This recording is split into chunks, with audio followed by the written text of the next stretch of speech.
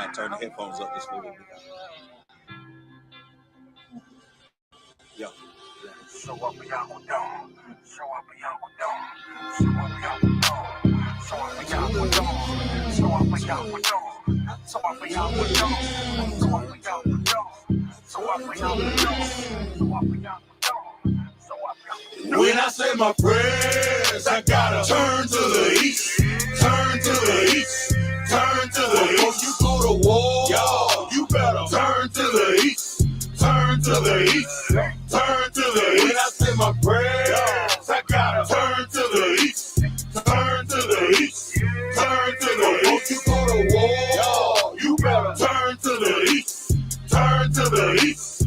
Turn to the east. I used to wake up every morning, boy, and all I seen was mess. Plus the shit that I was dealing with, all I seen was stress. Now I really know the truth, and I understand what hurting niggas. Beast of the fields, they eat us up, and they hurting you. BK is what I'm repping. Siamese a weapon. Some of you niggas playing, but me, I'm really stepping. The mission that I'm on is waking up all our people. Show them we are the greatest. Nothing about a sequel. Them heathens, they gon' learn. Them heathens, they gon' burn. Esau is about to fall, then Jacob is all turned. They been fucking with the chosen, so they gotta pay. Revelation 13 and 10, tell me what does it say?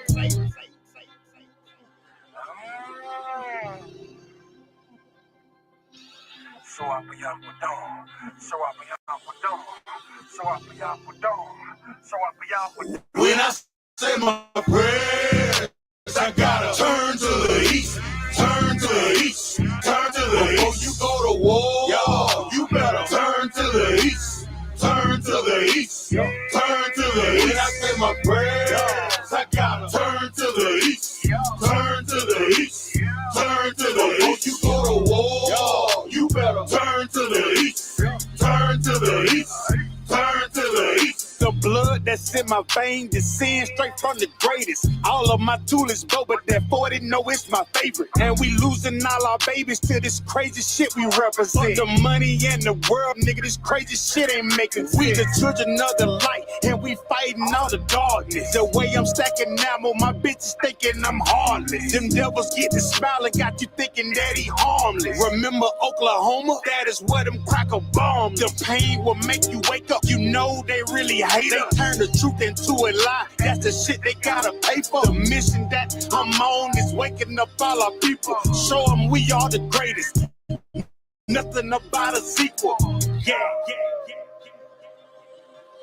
So I be out the door. So I be out the door. So I be out the door. So I be out the door. So I be out the door. So I be out the door. When I say my prayers, I gotta turn to the east. Turn to the east. Turn to the east. Before you go to war, y'all, you better turn to the east. Turn to the east. Turn to the east. When I say my prayers, I gotta turn to the east. Turn to the east. Turn to the east. Before you go to war, y'all, you better turn to the east. Turn to the east. Turn to the east.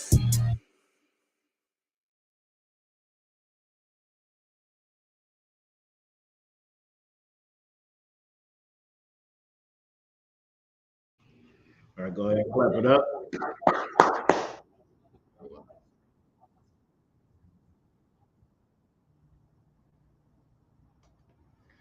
Shalom, Israel. We're the Israelite School of Universal and Practical Knowledge.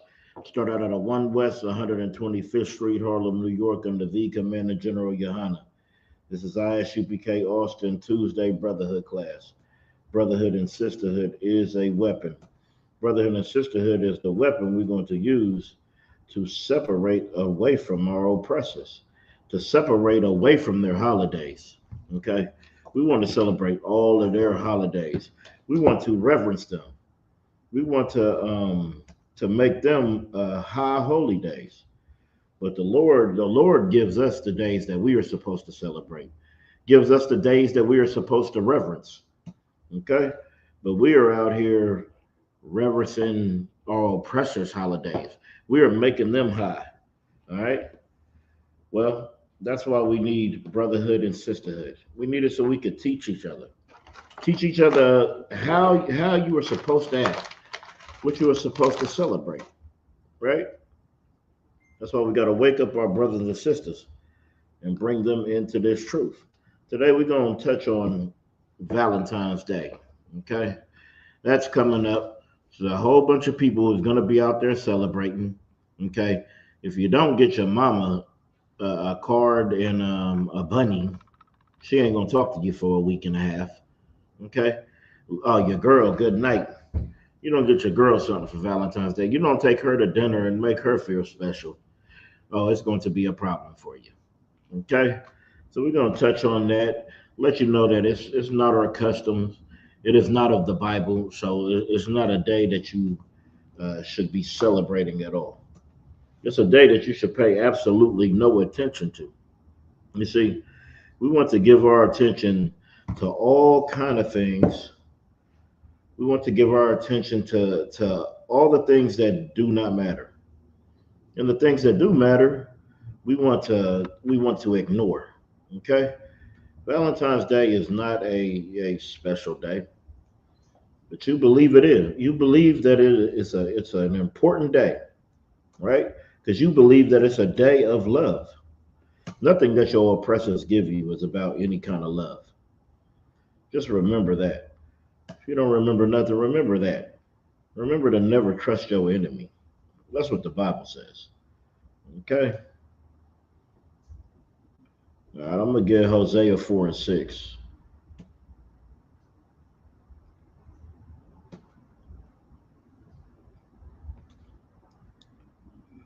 All right, this is Hosea chapter 4, verse 6. My people are destroyed for a lack of knowledge. Because thou hast rejected knowledge, I will also reject thee, that thou shalt be no priest to me. Seeing thou hast forgotten the law of thy God, I will also forget thy children. All right, we're going to break it down. My people are destroyed for a lack of knowledge. So-called blacks, Hispanics, and Native Indians, we are destroyed for a lack of knowledge. That's why we don't have no knowledge of self. Everything we do is a custom of another nation because we don't understand any of our own customs. Well, our customs are found in the Bible. That's where our customs are.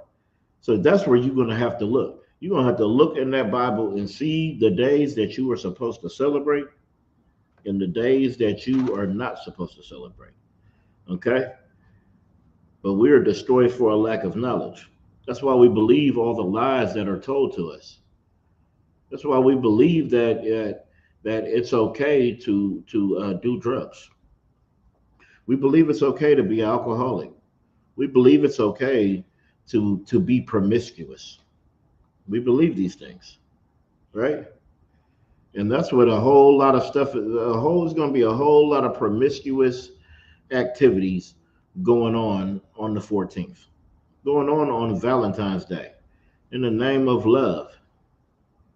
Two people, they're going to go out, go to dinner, go to the club, and then go to the room.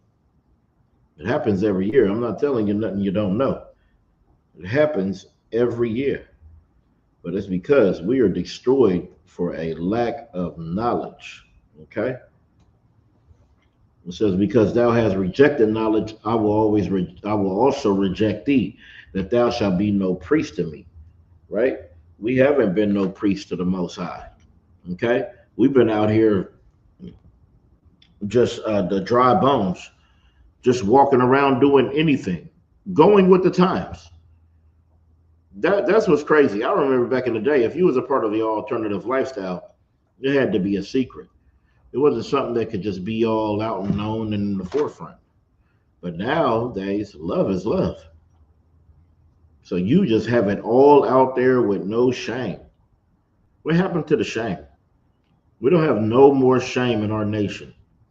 And that's why our nation is destroyed, okay? For a lack of knowledge, right? Because thou hast rejected knowledge, I will also reject thee, that thou shalt be no priest to me. Seeing thou hast forgotten the laws of God, I will also forget thy children. That's why we all grow up in horrible conditions. That's why we all was born and not knowing of the truth, right? The Lord forgot the children because we forgot the laws of God. And then you can't learn the laws of God outside of The Israelite School of Universal and Practical Knowledge, because your Christian church is telling you that the law is done away with. But the Bible says that sin is a transgression of the law. So if there is no law, as a Christian, how is there no law but there's sin? Because sin is a transgression of the law. All right. I'm going to get Proverbs 3 and 31.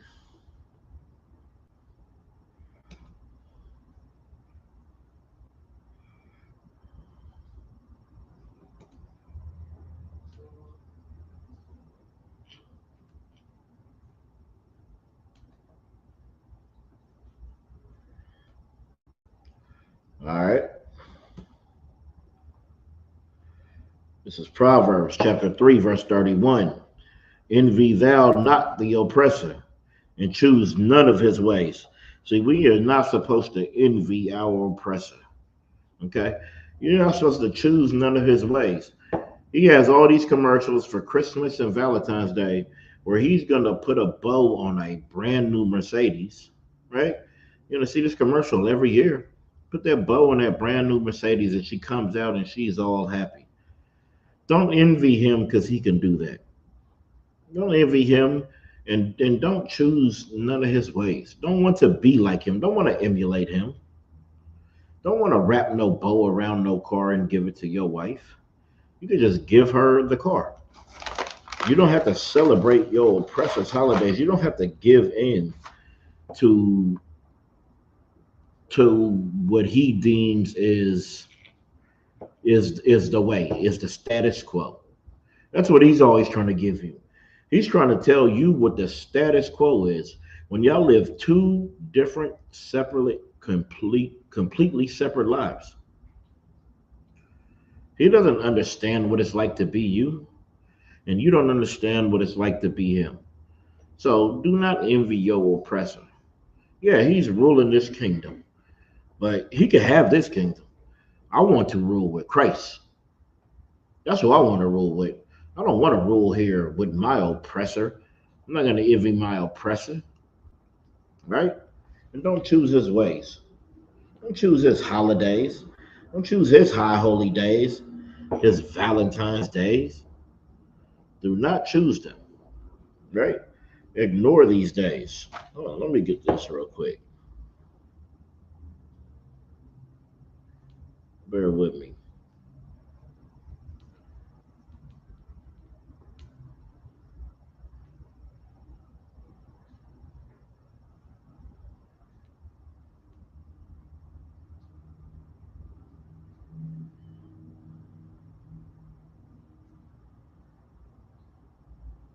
All right, I'll come back to it. All right, we're going to get Isaiah 1 and 13.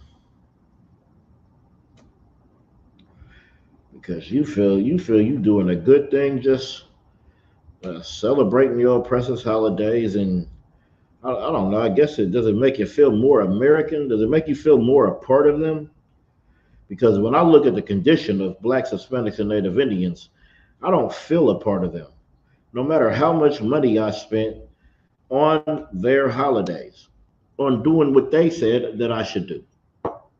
Okay? It doesn't bring me closer to them. See, that's what you believe. You believe, you're putting on the spirit of your oppressor. And when you put on the spirit of your oppressor, you choose his ways.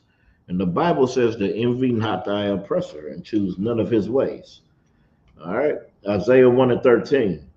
Bring no more vain oblations.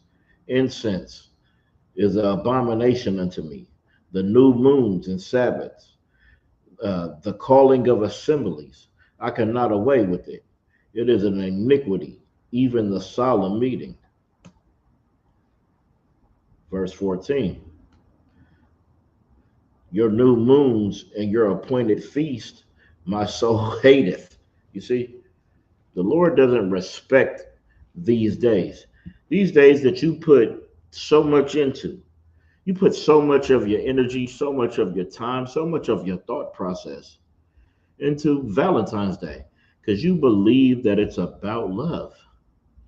Oh, you believe this day is about love. when really it's just about selfishness. It's just a day that you're going to have to get somebody that you can't stand a Valentine's Day card. You got to get the card and the flowers and the chocolate and the dinners and it's just another way to get you to spend money. That's all it is. The Bible says, "Your new moons and your appointed feasts, my soul hateth. They are trouble unto me. I am weary to bear them." Verse 15. "And when ye spread forth your hand, I will hide my eyes from you. Yea, when you make your prayers, I will not hear. Your hands are full of blood." You see, when you celebrate these holidays, when you ain't following the law, statutes, and commandments, the Lord is not hearing you. The Lord isn't having any doing with you. You see, you think this is so important. America has made you to believe that its holidays are so important, and you put it up so high that if you can't, and this is how wicked it is.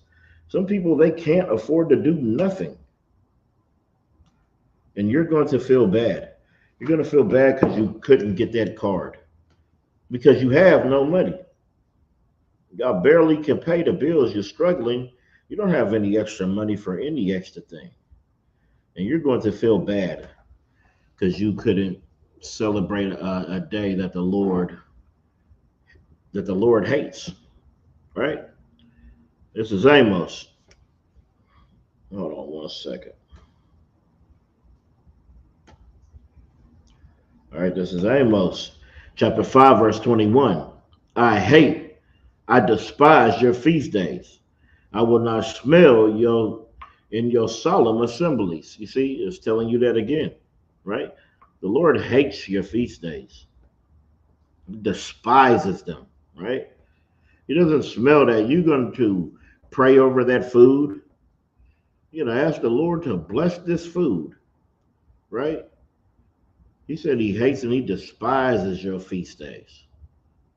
So while you over here loving your feast days, loving the days that are not any kind of day important according to the Bible, right? You're going to put up at high esteem. Verse 22. Though ye offer me burnt offerings and your meat offerings, I will not accept them. Neither will I regard the peace offerings of your fat beast. You see, all that burnt offering, all that cooking you doing, all that, the Lord ain't smelling it. The Lord ain't partaking in it. The Lord isn't blessing it. It said, I will not accept them. So why you praying over this food, right? The Lord isn't accepting that prayer. It says, neither will I regard the peace offering of your fat beasts. That's why these days they end up just so strenuous on your mind, right? There is no peace. You don't have no peace because you trying to put together some big day, right? Trying to put together some big great day. Okay? Y'all or all the other holidays when your family coming together, there's never no peace with it. There's always people in contention, people at odds.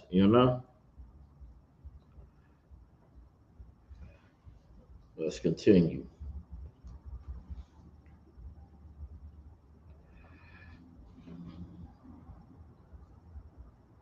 Slovakia. There we go. Take thou, Amos 5 and 23. Take thou away from me thy noise of thy song, for I will not hear the melodies of thy vows. Yeah, don't go singing to the Lord. You making these songs, you trying to sound sweet. You're gonna butter up your woman. You're gonna butter up your rib with some of your vocals. Okay. The Lord says, take that noise away from me. The noise of that song. He said, I won't hear the melodies of your vows. I won't hear the melody of your songs of what you singing. Okay. The Lord does not respect your Valentine's Day. This day that you're trying to put so high for some girl who was just with another man 2 days ago. Now you got to go buy her some flowers and all this because you hoping to keep her. Maybe you need to just be strong and let your woman know we don't celebrate this. All right. Let me see.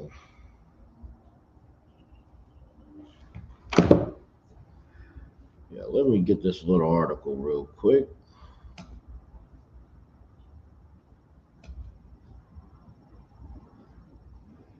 Let's see.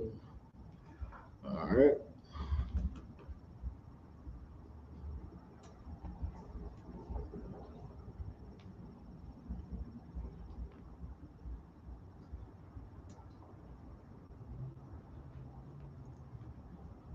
All right. Just the history of Valentine's Day.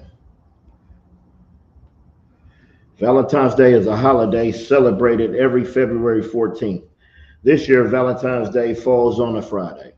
Across the United States and in other places around the world, candy, flowers, and gifts are exchanged between loved ones, all in the name of Saint Valentine. But who is this mysterious saint, and where do these traditions come from? Find out about the meaning and the history of Valentine's Day from ancient Roman ritual Lupercalia that welcomed spring to the card-giving custom of Victorian England. The history of Valentine's Day and the story of its patron saints is shrouded in mystery. We do know that February has long been celebrated as the month of romance, and St. Valentine's Day, as we know it today, contains vestiges both Christian and ancient Roman traditions. But who was St. Valentine, and how did he become associated with this ancient rite? The Catholic Church recognizes at least three different saints named How do you know when you've made the Valentine. right decision? Slovakia. It's the feeling you get in your gut, the one that tells you what's right or wrong. All right. The Catholic Church recognizes at least three different saints named Valentine or Valentinus, all who were martyred. One legend contends that Valentine was a priest who served during the 3rd century in Rome, when Emperor Claudius II decided that a single man made better soldiers than those with wives and families. He outlawed marriage for young men. Valentine, realizing the injustice of the decree, defied Claudius and continued to perform marriages for young lovers in secret. When Valentine's actions were discovered, Claudius ordered that he be put to death. Still others insist that Saint Valentine of Terni, a bishop who was the true namesake of the holiday, he was too, was beheaded by Claudius II outside of Rome. Other stories suggest that Valentine may have been killed for attempting to help Christians escape harsh Roman prisons, where there was where they were often beaten and tortured. According to one legend, an imprisonment Valentine actually sent the first Valentine greeting himself after he fell in love with a young girl, possibly his jailer's daughter, who visited him during the confinement. Before his death, it is alleged that he wrote a letter and signed from Yo Valentine, an expression still used today. Although the truth behind Valentine's legend is murky, the stories all emphasize his appeal and sympathetic, heroic, and most importantly, romantic figure by the Middle Ages. Perhaps thanks to this reputation, Valentine will become one of the most popular saints of England and France. You see, all this comes from nonsense, right? Comes from Lupercalia, all right? You got you over here with this Saint Valentine, you worshiping some saint with some idiotic story, right? Let's get it. The origins of Valentine's Day, a pagan festival in February. While some believe that Valentine's Day is celebrated in the middle of February to commemorate the anniversary of Valentine's death or burial, which probably occurred around AD 270. Others claim that the Christian church may have decided to place St. Valentine's feast in the middle of February in an effort to Christianize the pagan celebration of Lupercalia. You see, that's what it's really all about. That's what the Christian church does. The Christian church always uh, uh, wants to Christianize it, right? They say things are so bad. Oh, this is bad. This is a pagan holiday. Well, let's turn it into us. All right. Oh, unalivened is bad. Well, let's use unalivened to spread the Bible. Oh, slavery is bad. Well, let's Christianize and have slaves. Christianity always wants to take, something and make it their own. Something evil, something against God. That's how you know Christianity is not the way. Christianity is not going to lead you to God. It's not going to help you serve the Most High at all. It's going to keep you further and further away. All right.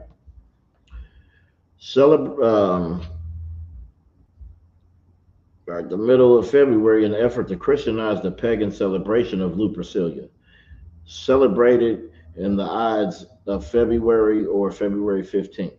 Lupercalia was a fertility festival dedicated to Phanes, the Roman god of agriculture, as well as to the Roman founders Romulus and Remus.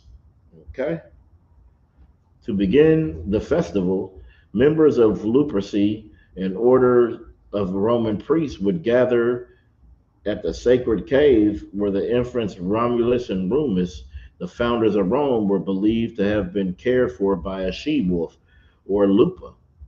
The priests would sacrifice a goat for fertility and a dog for purification.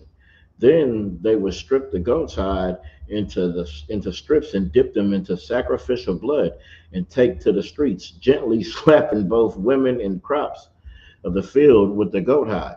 So they believed if you got slapped with this, it'll help you with fertility. It would help, all the vegetation grow, right?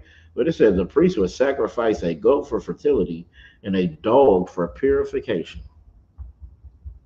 All y'all talking about y'all love dogs, and y'all celebrating the unaliving of dogs. They taking goats and dogs and slaughtering them. This is where this day comes from. This is where your holidays come from, but you don't have any understanding because we're destroyed for our lack of knowledge. That's why we don't know where these days come from. We don't know how we get here and how we get to this. You understand? All right. Far from being fearful, Roman women welcomed the touch of the hides because it was believed to make them more fertile in the coming year. Later in the day, according to the legend, all young women in the city would place their names in a big urn. The city's bachelors would each choose a name and become paired for the year with this chosen woman. These matches often ended in marriage. You see, this is what you're doing. You just when you want to go out there and you want to celebrate this, you just putting your name in some big urn, posting on the chat line, posting in the hookup sites, and you just waiting for somebody to come and pull your name up out of the urn, waiting for somebody to DM you, to hit your inbox, because you want that fertility. Well, you might not, but you want to go out there and have pleasure, and that's what's going to come with it. But you're just out there giving yourself away for some silly holiday. You out there having to take your rib out every damn year on this day. And if you don't, it's going to be a problem. All right, Valentine's Day, a day of romance and love. Lupercalia survived the initial rise of Christianity, but was outlawed as it was deemed unchristian at the end of the 5th century when Pope Glacius declared February 14th St. Valentine's Day. It was not until much later, however, that the day became definitively associated with love. So at the end of the day, Christianity just stole the day and made it what it wanted to be. Made it about one of its popes. Made it about what it felt it should be. but it's still Lupercilia. During the Middle Ages, it was commonly believed in France and England that February 14th was the beginning of birds' mating season, which added to the idea that the middle of Valentine's Day should be a day of romance.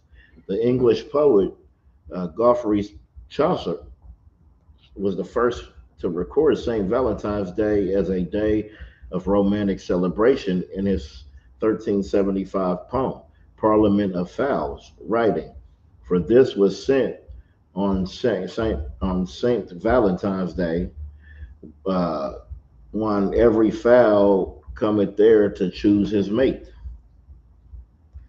Valentine's greetings were popular as far back as the Middle Ages. Though written, Valentine did not begin to appear until the 1400s.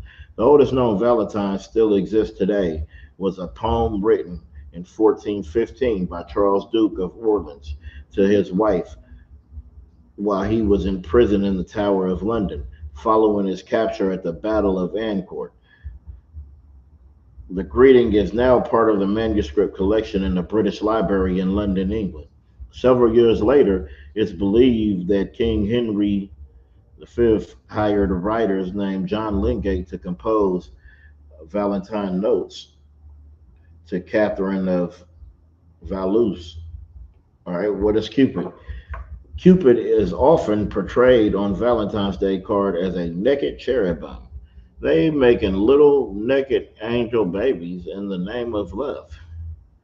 Good night. This day is just so wicked. It's just so wicked and so disgusting. And we just hold such high reverence to it. We just want such high reverence. We want to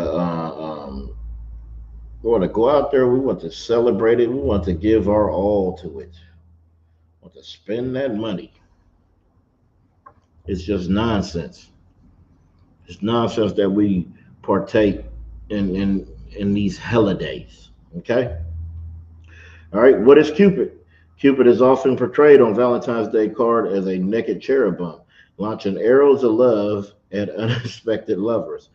But the Roman god Cupid has root in Greek mythology as the Greek god of love, Eros. Accounts of his birth vary. Some say he's the son of Nymphs of Ebris, others say the Aphrodite of Ares, some others suggest he's the son of Iris and Zephyrus, or even Aphrodite and Zeus, who would have been both his father and grandfather. According to Greek archaic poets, Eros was a handsome immortal who played with the emotions of the gods and men. You see, it all comes back to some alternative lifestyle, some old, real, you know, off the wall things. That's how these other nations think. That's why they make their gods just so, you know, disgusting and alternative lifestyleish. Right? It says using golden arrows to incite love and lead it ones to sow aversion. It was until the Hellenistic period that began to portray as the mischievous, chubby child he become on Valentine's Day card. So that's when they changed it during that Hellenistic period, right? Valentine's Day, greetings and gifts. All right. In addition to the United States, Valentine's Day is celebrated in Canada, Mexico, the United Kingdom, France, Australia. In Great Britain, Valentine's Day began to be popularly celebrated around the 17th century. In the middle of the 18th, it was common for friends and lovers of all social classes to exchange small tokens of affection in handwritten notes. And by 1900, printed cards began to replace letters due to improvements in printing technology. Ready-made cards were an easy way for people to express their emotions in a time when directed expressions of one's feelings was discouraged. Cheaper postage rates also contributed to the increase of popularly sending Valentine's Day greetings. America probably began exchanging handmade Valentine's Day in the early 1700s. In the four in the 1840s, Esther A. Howland began selling the first mass-produced Valentines in America. Howland, known as the mother of Valentine, made an elaborate creation with real lace, ribbons, and colorful pictures known as scrap. Today, according to Hallmark, an estimate of 145 million Valentine's Day cards are sent each year, making Valentine's Day the second largest card sending holiday of the year. More cards were sent at Christmas. Christmas and Valentine's Day. They said 145 million cards. Because you got to buy the card. If you can't do nothing else, you got to go buy a damn card for somebody, right? And your oppressor is making billions off of this. They making a lot of money off of our ignorance, off of us wanting to be like them and go celebrate their holidays. Let them buy up all the cards. We shouldn't be buying up none of that. All right, that's it on that. I'll get back to the Bible. Let me see. I'm gonna share my screen.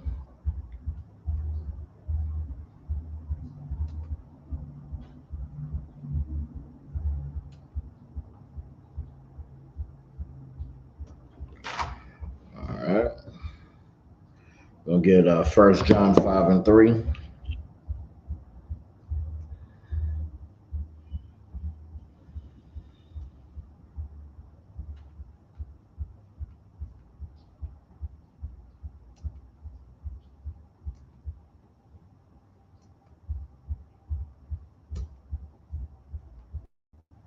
All right, this is 1 John chapter 5, verse 3.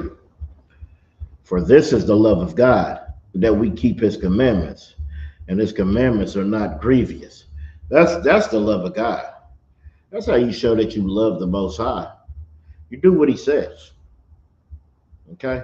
That's real love. Not going out to dinner, not going to the steakhouse for Valentine's Day, not buying that card, not proposing, right? Not proposing. What else? Not getting that chocolate bunny. That ain't love. This is love. For this is love. For this is the love of God, that we keep his commandments. And his commandments are not grievous, meaning that they are not hard. They're not hard to do. You can do them. You can do them. His commandments are not grievous. You want to make them grievous with your lust, right? That's how we make them. We make it hard with our lust. We make it hard when we want to serve the flesh. When we want to serve our flesh, well, that's when the commandments of God gets hard. But when you just serve him, they're not grievous. They're not hard to do. You just do them. This is John chapter 5, verse 42. But I know you, that ye have not the love of God in you. Right? This is Christ talking. But I know you, that ye have not the love of God in you. If you out here celebrating your oppressor's holidays, you don't have the love of the Most High in you. You don't have any of that in you. What you got in you is you. Okay? You don't have the love of the Most High in you. Because you ain't doing what he loves. You ain't following his laws, his statutes, and commandments. You're not doing anything that he says. What you're doing is serving your flesh, serving your lust. Okay? That's what's going on. Let me read that again. Christ, but I know you. But also like you. There we go. John chapter 5, verse 42. But I know you, that ye have not the love of God in you. Christ know you. You know how Christians always want to say, well, you know Christ, you know he knows my heart. He does know your heart. That's why he says right here that I know you, that you have not the love of God in you. You think you got all the love of God. You think you're doing something noble on Valentine's Day because you was able to get her a good gift. You was able to get him something. You was able to exchange some good gifts, everything that you wanted. But the problem is all that love that you think you have, that's not the love of God. The love of God is doing the will of the Father, not putting nothing before it, not putting these holidays before it, right? Not putting your job, your kids, your husband, your wife. You don't put nothing before this, nothing before the Most High. I'm gonna get Ephesians 5 and 22.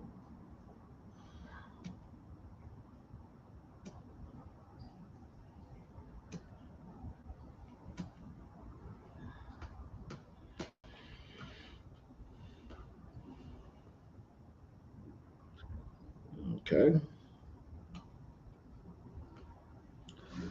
So Ephesians chapter 5, verse 22. Wives, submit yourself unto your own husband, as unto the Lord. That's what you're supposed to do. He shouldn't be submitting to you and having to come and make sure that this day is all great and grand for you. Make sure this day is so special for you. When this day means nothing to God. Y'all, you going through all this stress to try to make sure that February 14th is a good day. You got to make sure that day is great. You got to make sure everybody feels loved and appreciated and cared for.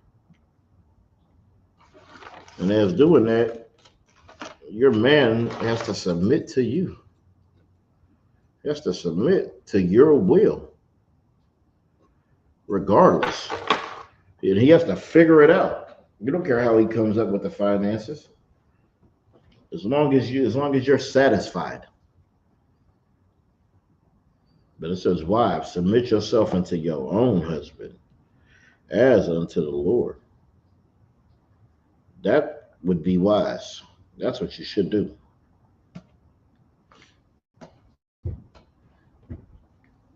Ephesians 5 and 23.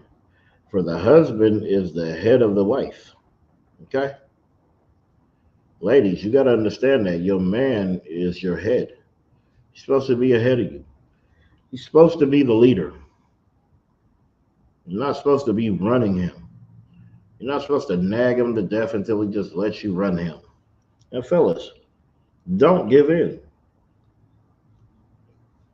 You are supposed to be the head, not the middle, not the body, not the tail, the head. And your wife is supposed to be under you. That's why it says right here, for the wife, it's like it for the husband is the head of the wife, even as Christ is the head of the church. And he is the savior of the body. Okay?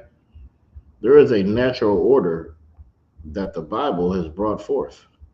And that natural order we should follow. So-called Blacks, Hispanics, and Native Indians should try following that order. And let's see where we'll be. But in all our cultures, the woman got to be running something. The woman got to get all the reverence. All right. Verse 24. Therefore, as the church is subjected unto Christ, so let the wives be to their own husband in everything. It's not saying in one thing. It's not saying in the things that you want. It's saying you should be in subject to your husband like the church is subjected under Christ. in everything, not just what you feel, not the ones you just think is right, not for what you think is important, but in for everything.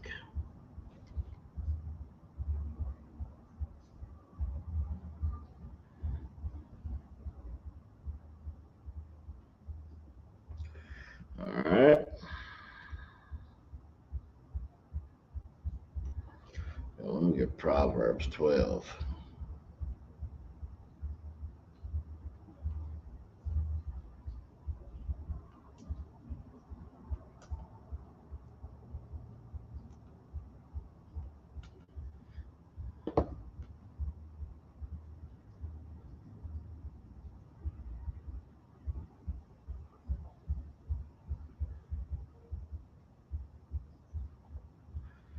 This is Proverbs chapter 12, verse 4.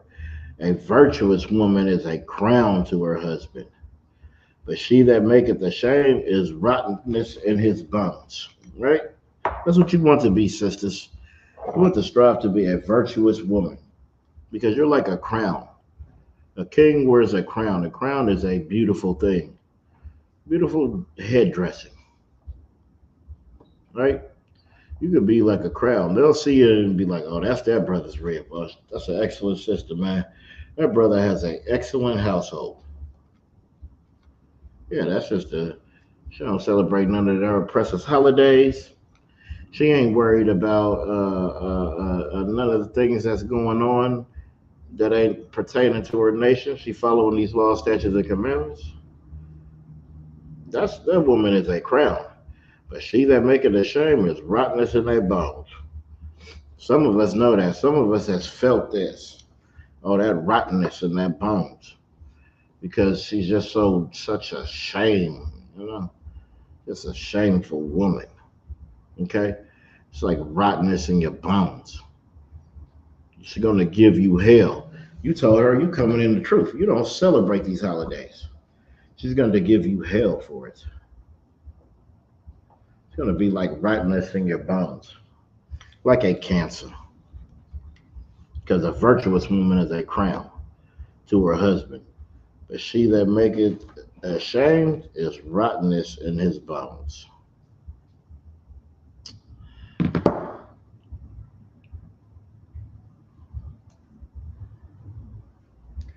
I'm gonna get Ecclesiasticus.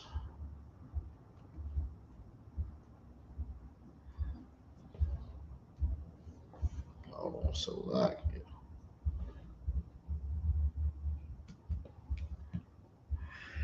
26 and 24.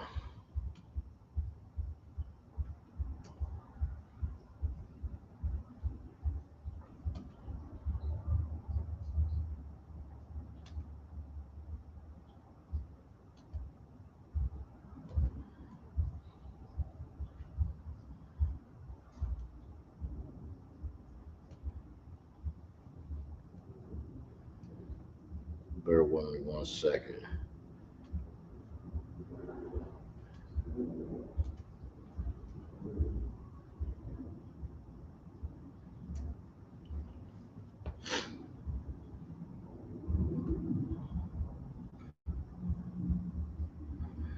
All right. It's Ecclesiasticus chapter 26, verse 24. A dishonest woman contempt shame, but a honest woman will reverence her husband. Right? Verse 26. A shameless woman will be counted as a dog, but she that is shamefaced will fear the Lord. See, we got to get back to teaching our women about shame. It used to be shameful to go outside uncovered up with all your body parts hanging out. It used to be shameful. That was something we wouldn't do. Now you don't want to go out if your body parts aren't hanging out because there is no shame. So we got to teach our daughters to be, more shameful, right? So they don't just have all their stuff exposed. So the shameless woman will be counted as a dog, That's the Bible calling you a B word. If it says you're a shameless woman, you'll be counted as a dog. Something about a woman. And what do we call a female dog? The B word. You better have some shame. Better have some shame and some dignity and some respect for yourself. Okay?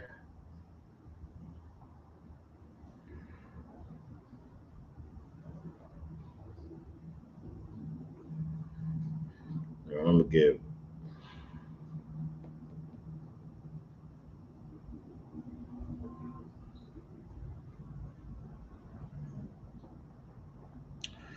All right, First Timothy 5:5.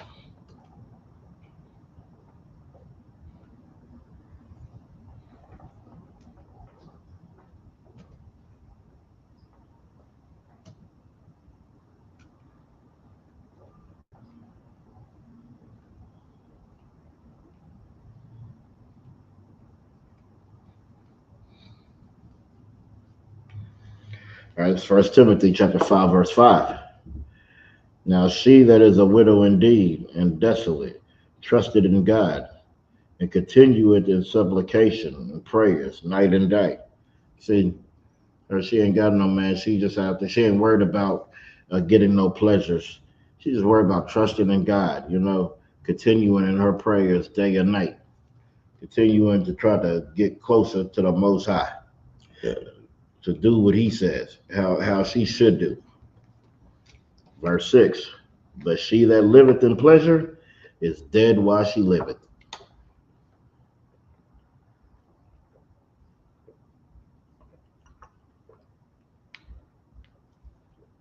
All right, look at these sisters who be rapping. What they rap about is pleasure. They dead inside. They don't have no emotion, no feeling. They just out there giving themselves to any and everybody. Anybody with a charger. Is that what it takes now? Just gotta have a charger. Just gotta have a Hellcat. You just gotta have some nice the new Jordans. So they take. That's all it takes to give yourself to somebody. How they look, no matter if you know them or not. I've seen this one thing where the sister said, "What's the wildest thing you ever did?" She said, "Sleep with somebody in my stairwell." He said, "Why didn't you just take him in the house?" She said, "I don't know him like that. He can't just be coming in my house." But he was able to go up in her body. You see, that's why we need shame. That's why if you just live within pleasure, you're dead. Because think of that. Think of what she said. She said, "I don't know him like that. I can't let him in my house." But you could let him in your body. That's why, that's because, but she that liveth in pleasure is dead as she liveth. Do you know how stupid that sounds? That your most prized possession is the most special thing a man can have. But he can't even go in this house that you're going to get evicted from in 3 months for not paying the bills. But you'll let him in your body, but he cannot go in your house. And a lot of our sisters are like that. A lot of our sisters, they'll give themselves to you, but you can't. But it's all before the things they should open up to you. Sisters, we gotta stop opening up our legs before you open up the things you're supposed to open up. If the man can't go in your house, he for damn sure can't go in your body. You gotta start thinking like that. Quit thinking you're trying to be the man, and quit thinking you think like men and you feel like men, because that is not attractive. Men want women. I want a woman. I don't want a homeboy. I don't want no rough thugging girl who thinks she's the man. Think I'm gonna sit and argue with you? I'm just not. All right, we'll get 1 Samuel 7 and 3.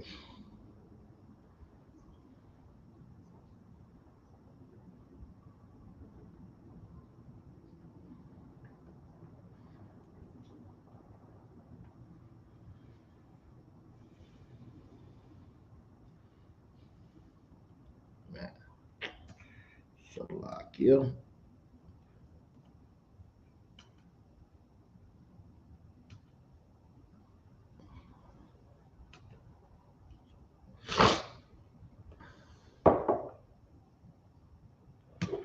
All right, it's 1 Samuel chapter 7, verse 3. And Samuel spake unto all the house of Israel, saying, If ye do return unto the Lord with all your hearts, and put away the strange gods of Ashtoreth from among you, and prepare your hearts unto the Lord, serving him only, and he will deliver you out of the hands of the Philistines. See, that's what we got to do. We got to turn away from these gods. We got to turn away from their holidays, turn away from their religions, right? And you need to come to the home. Come to the home of the truth. This is where you should be. Not serving Greek and Roman and Canaanite gods and Babylonian gods and Moabite gods and all these gods, all these things you you hold in that high reverence, not even knowing that you are serving another God. Okay, that's how you get delivered out of the hands of your oppressor, out of the hands of your enemy, right? This is what we need to do right here. So-called blacks, Hispanics, and Native Indians. Let go of Christianity, the Catholic Church. Let go of these other gods. 1 Samuel chapter 7, verse 4. Then the children of Israel did put away Baalim and Ashtoreth and serve the Lord only. That's what you need to do. Come back to the home of the truth. Come into the Israelite school of universal and practical knowledge and serve the Lord only. Because that's what it's about. That's who you're supposed to be serving. You're supposed to be serving the Most High. You ain't supposed to be serving man.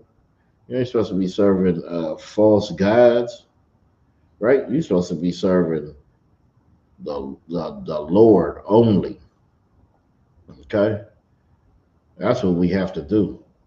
We have to celebrate the Lord only, not these false gods, not these fake religions, not these silly holidays.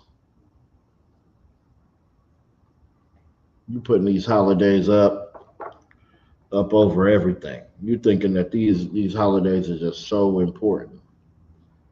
So you think this is just this day that's just so important. So you can give everything to the woman. Okay. You want to just give it all. Not even knowing. Not even knowing that you following the woman is exactly what Adam did in the garden. Followed this woman right into destruction. Instead of just putting his damn foot down and being a man about it. Right? This is Genesis chapter 3, verse 1. Now the serpent was more subtle than any beast of the field, which the Lord God had made. And he has said unto the woman, Yea, has God said, Ye shall not eat from every tree in the garden? So he over there just, being subtle, just slithering his way, using those smooth words. All the same stuff that he does today to our woman.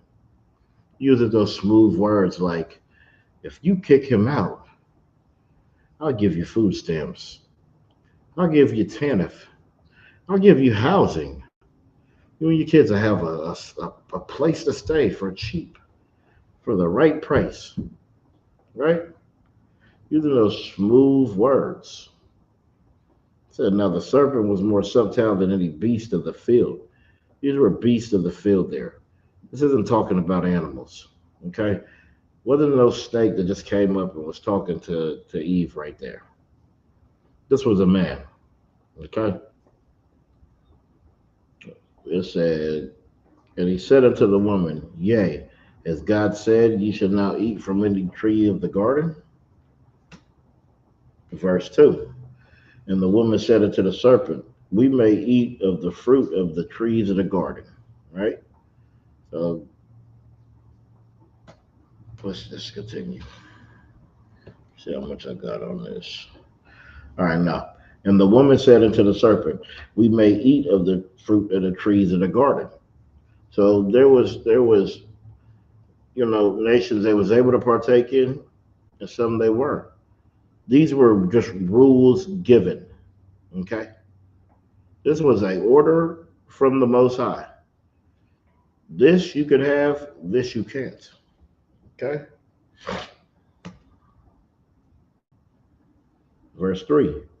But the fruit of the tree which is in the midst of the garden, God has said, Ye shall not eat of it, neither shall you touch it, lest you die. So this right here, you don't even touch. You don't even go around. Don't even think about this one here. Okay, that was the order. Verse 4. And the serpent said unto the woman, you shall not surely die. So he's over here convincing her that she's not going to die for breaking God's law, right? He's just convincing, and that's what your oppressor does. That's what your enemy does. They just try to convince you that doing that bad thing is going to actually be a good thing for you. This is the problem that we have as so-called blacks, Hispanics, and Native Indians. Everybody wants to teach us that us doing that bad thing is going to have a good outcome, and it's not. Okay. Verse 5. For God doth know that in that day you eat thereof, then your eyes shall be open, and ye shall be as gods, knowing good and evil. This is the first the black woman is God right here. He's gonna say you're gonna be a God. That's why the Most High don't want you to see this. The Most High don't want you to experience this because you're gonna be like Him. Then you're gonna be a God, and you're gonna be running it. So we served our flesh right there. That's what's going on. And you don't want that knowledge of good and evil. It's like if you never did something, you know something that's bad. You're not gonna have the knowledge of the bad. You're not gonna have the consequence of it, right? You're not gonna know the good or the evil of it. You're not gonna know any of that. None of that's gonna matter. But you go ahead and hit that crack pipe one time. Oh, you're gonna know what it's like to be a crackhead and fiending and spending your last dollar to get it.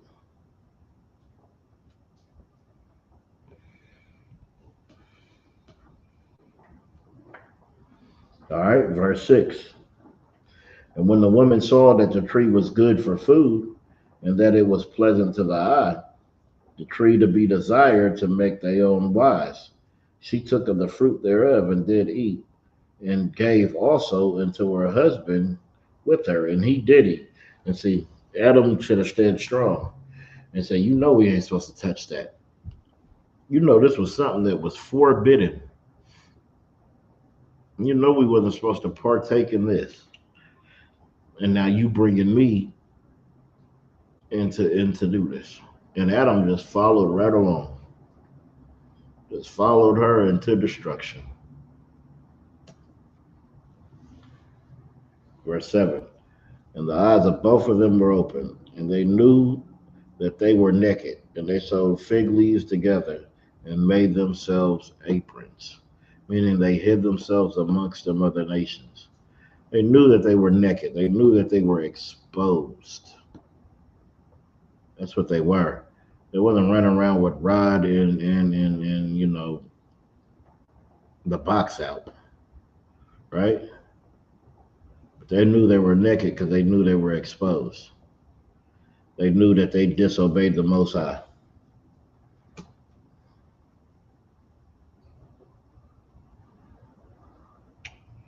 All right, let me see.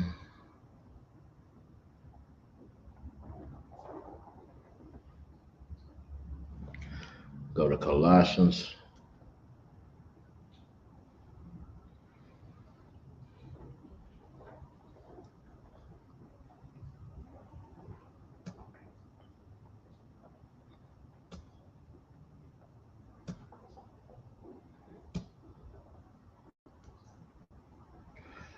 All right. It's Colossians chapter 2, verse 4. And this I say, lest any man shall beguile you with enticing words. Don't let nobody talk you into to turning your back on God. Don't let nobody talk you into sin. Don't let nobody talk you into doing what you're not supposed to do. Don't be beguiled with enticing words.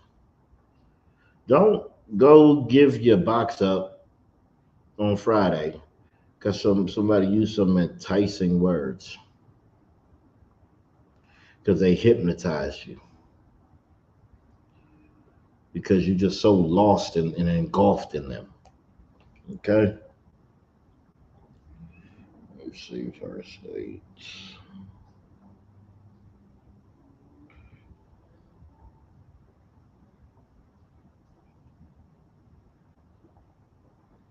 See what this says.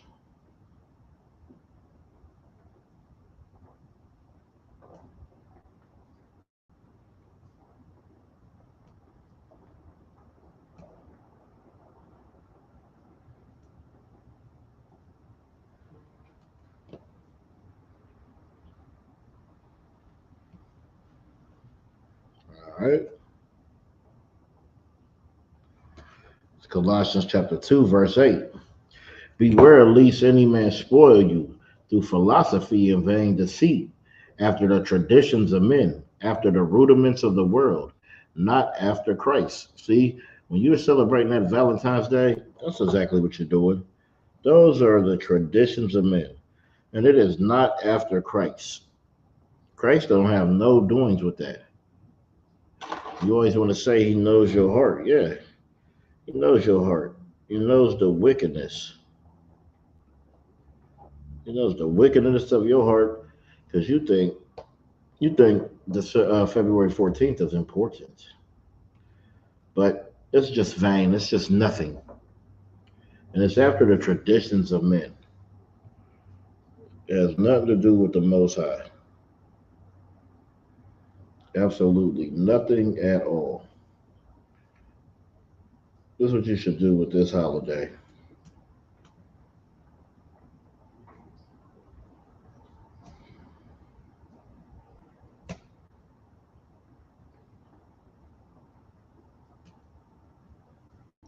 It's Colossians 2 and 20. Wherefore, if ye be dead with Christ from the rudiments of the world, why? As though living in the world, you are subjected to ordinances. So if you die with Christ, you pick up that cross with Christ, you follow Christ, these laws, statutes, and commandments, then you're not subjected to the rudiments of this world. You don't partake in their traditions.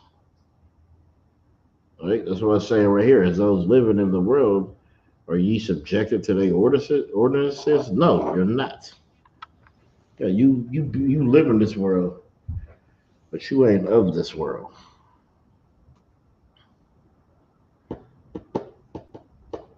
Okay. Let's see.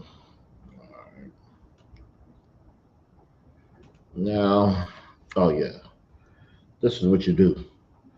This is how you celebrate Valentine's Day. Touch not, taste not, handle not. Have no doings with it. Don't even think about it. Don't even make it important. It is not important. It is not an important day. Okay? Get Proverbs.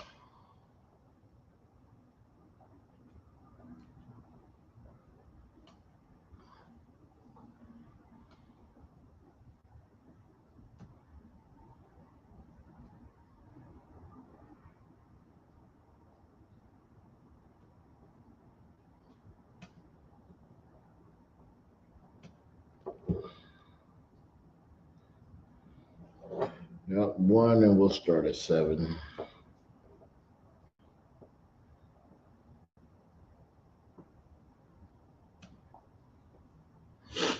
Proverbs chapter 1, verse 7.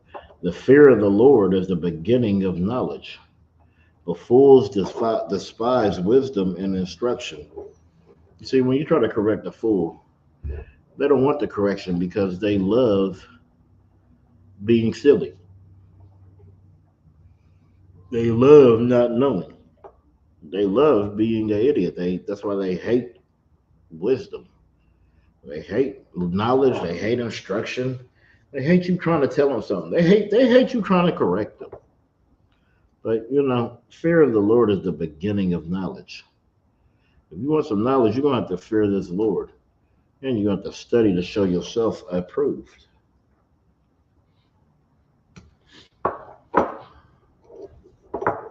Verse 8, my son, hear the instruction of thy father, and forsake not the law of thy mother. Listen to your mother and your father.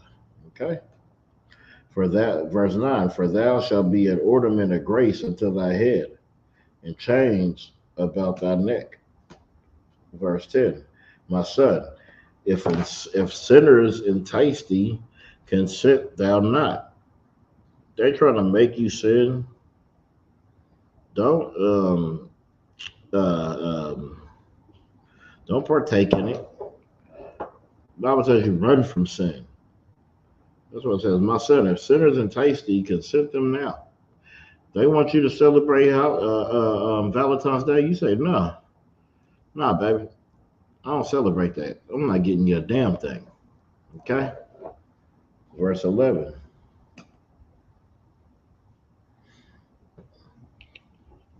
If they say, come here, if they say, come with us, let us lay wait for blood. Let us lurk privately for the innocent without a cause. Right? You don't do that. I'll leave that. Let me drop down to 20.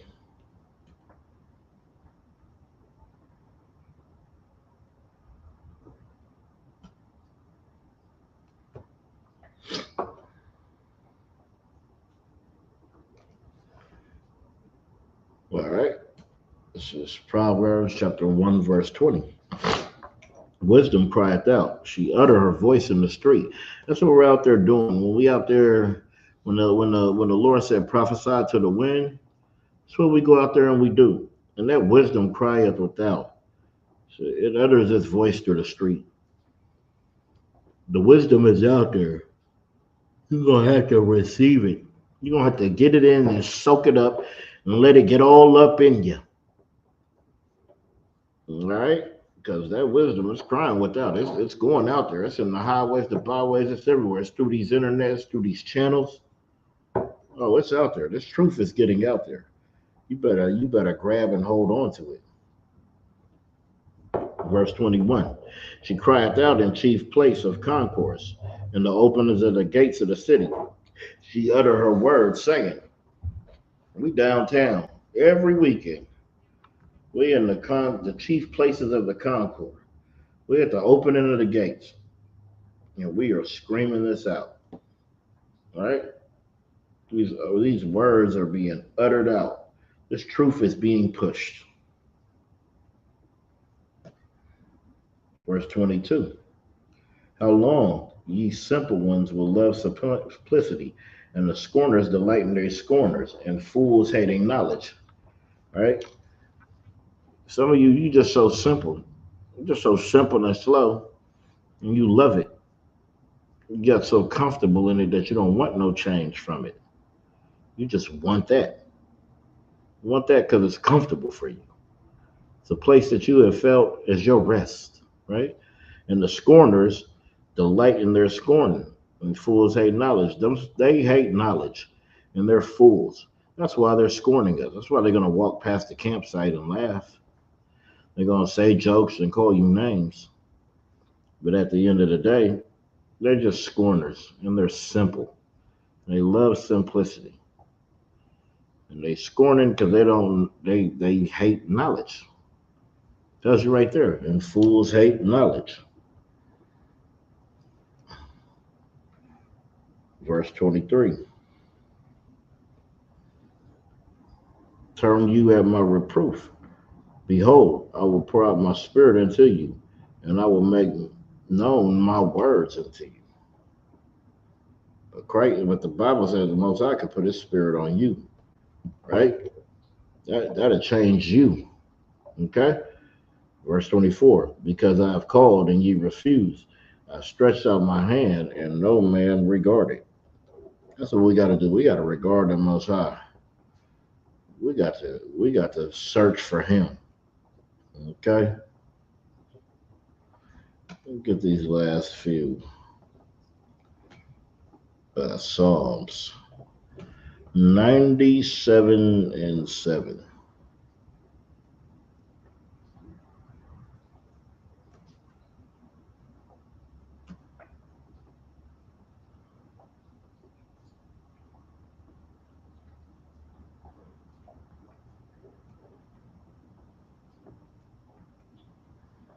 Man, bear with me 1 second. All right, that's how you do that. 97 and 7.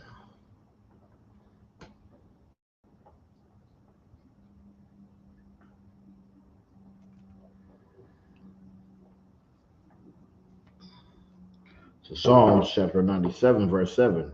Confounded be all them that serve graven images, that boast themselves an idol, worshiping all ye gods. That's what you do when you are a Christian.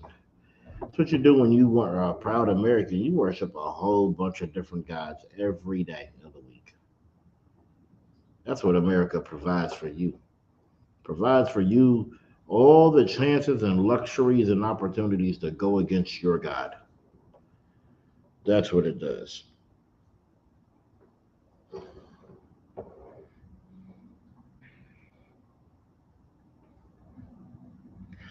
All right, let's get 106.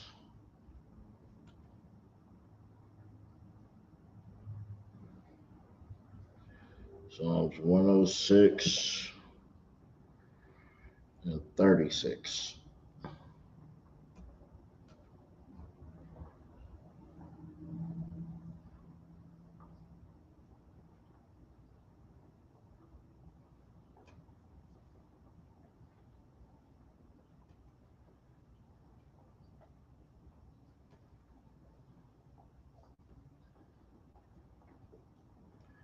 All right, this is Psalms 106 and 36. And they served their idols, which were a snare unto them. You see, these days, these so-called feast days, these so-called holidays, that's all they are. They are snares unto us. Because we serving a false idol. We serving false God. We serving other people's culture. So that's a snare to us. It's a trap for us. We caught in the trap, in the cycle. Verse 37. Yea, they sacrifice their sons and daughters unto devils. That's what you do every single day, every single time that you celebrate your oppressor's holidays. Every time that you do the will of your oppressor. Okay? That's what, remove that. That is the problem. Hold on, bear with me 1 second.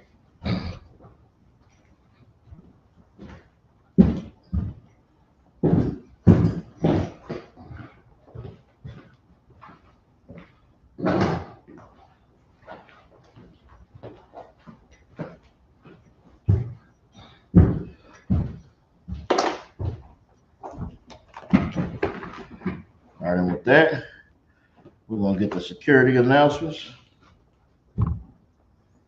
All right, we're at the Isupk, started out on 1 West 125th Street, Harlem, New York. Rule for new brother and sister. When a new brother and sister come into the school, they are off limits for 6 months. They are to be saluted only. They are to shed themselves of the world. If they need transportation, the teacher will arrange it. After 6 months, if a brother or sister have an interest in a particular person, he or she must get permission from the head to speak to a brother or sister. There is another 6 months where the brother and sister will court each other. All right. After this 6 month period, brothers and sisters will get permission from the head to marry. Tithes, which is a commandment. Numbers 18 to 21. Malachi chapter 3, verses 8 through 10. It means tenth in the Hebrew, ma'ashra.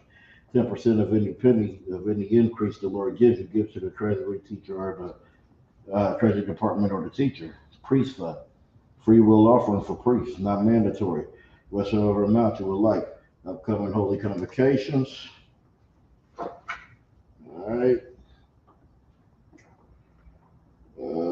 Upcoming holy convocation. We have Purim. It's going to be the 14th day and the 15th day of the 12th month. Thursday, the 13th of March, and Friday, the 14th of March, 2025. Find us in the book of Esther, chapter 9, verses 21. Anyone wants to become a trooper in the school, start wearing all black. All right. All black boots, shirt, pants, headband, and scarf. All right, we're going to give a courtesy salute to the brothers.